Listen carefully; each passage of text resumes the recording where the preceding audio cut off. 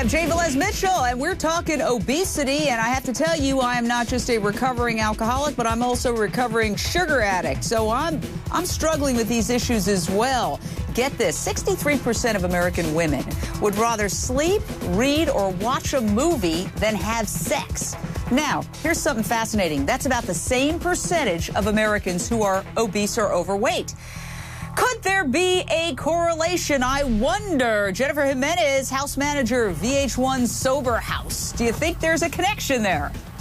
Yeah, I do, actually. You know, for me, I remember when I used to be a model, and I was a really great model and stuff, and I could become whatever you wanted me to be. But when I looked in the mirror, I saw an elephant. And in my recovery process, through everything that I'm recovering in recovery for, I'm learning to love myself inside first. And that was one of the greatest things, is I've been able to get foundation, and I'm moving forward from there.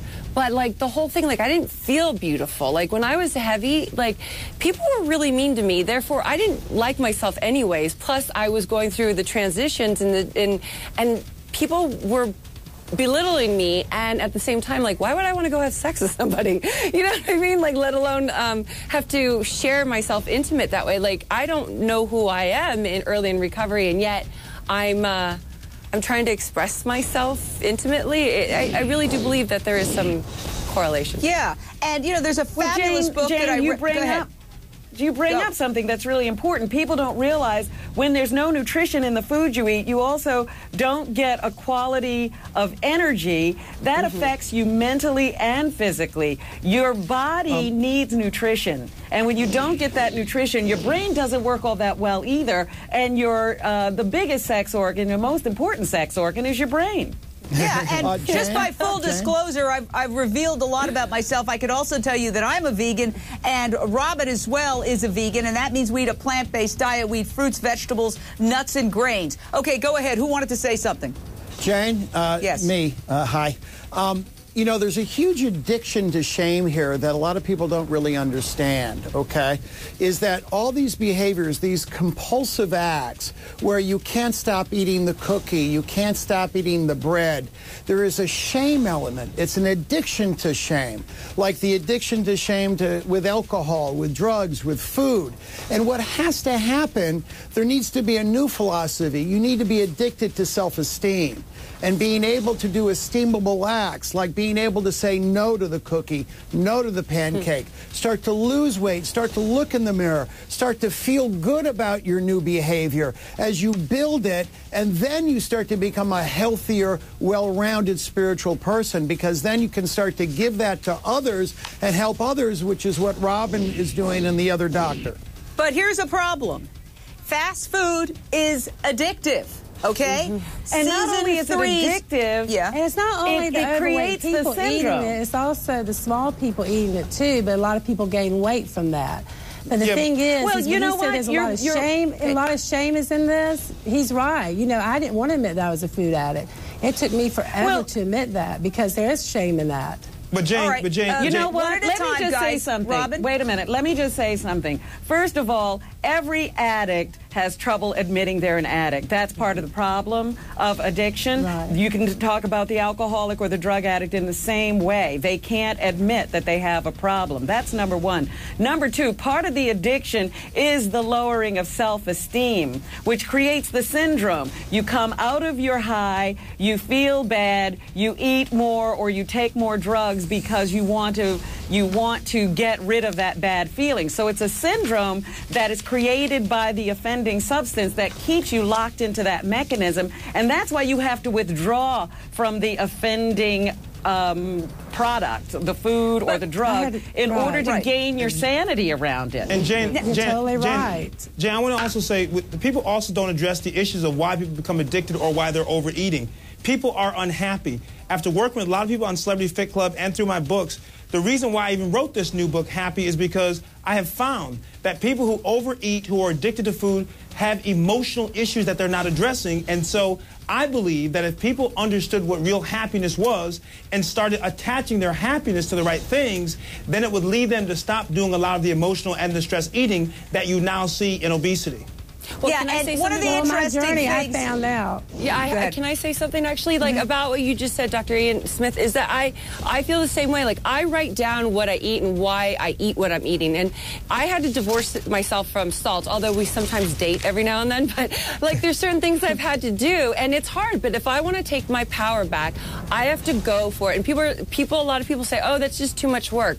No, I want to own my life. I want to be present, and I want to be able to live the best I can.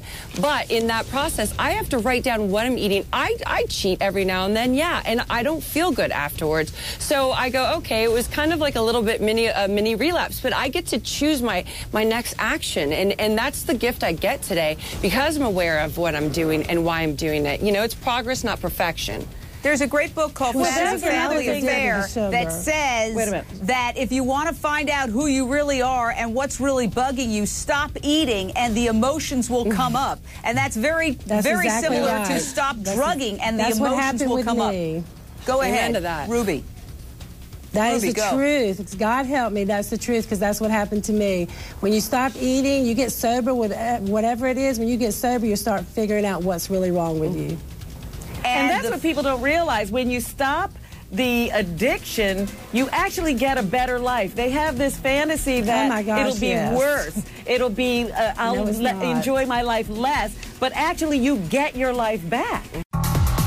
If you're overweight and you're gaining weight, it's because you're eating more calories than you're burning. You've got to figure out what you're putting in your body, and you have got to lower that to a point where it's below what you're burning in your exercise. That was the winner of last season's Biggest Loser. Common sense, right? But it hasn't sunk in with 2/3 of us. There is good news, though.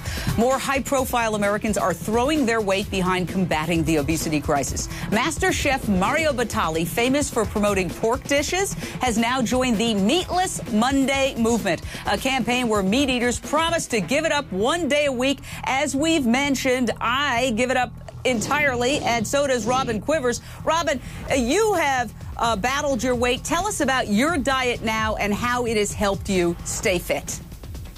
Well, it basically, it keeps me from all of those things that would trigger me to overeat. That's number one. And I just wanted to address something that But what do you eat? I eat mostly vegetables, and I eat, some plants and, mostly plants, all, grains, whatever. But mostly I eat vegetables. I eat a lot of raw food, but I don't have to think about calories anymore. I don't have to worry about overeating. All of that's gone for me because I got rid of the food that had no nutrition in it. When your last soundbite, the man said that it was just the calories, that you have to lower the calories, but it's also the content of those calories. When you're eating empty food, your body is still hungering for nutrition, and it keeps asking for food over and over and over again. I see Ruby shaking your head yes. Ruby. It's so true because, it's not about only counting the calories because I could eat sugars and that. I can never have sugar again. As long as I live, because I'm addicted to sugar, it gives me a rush, and that's something I have not put in my mouth for 2 years and 2 months. I can't do it, And Jennifer, you agree as well. Yes, I do. I think that, it's true what Ruby and what Robin both said. Like, you can eat other things that are not going to be nutritional for you. I work out a lot. I burn a lot of calories, but I need to intake healthy calories, and I have to be aware of what that is for me. I would love to eat a chocolate bar at McDonald's, but I can't. Yeah, I agree, and that's why I recently gave up sugar, and now I identify as a sugar addict. I say, hi, I'm Jane. I'm a recovering alcoholic, and I'm a sugar addict. And, I have a daily reprieve from my addiction. Go ahead.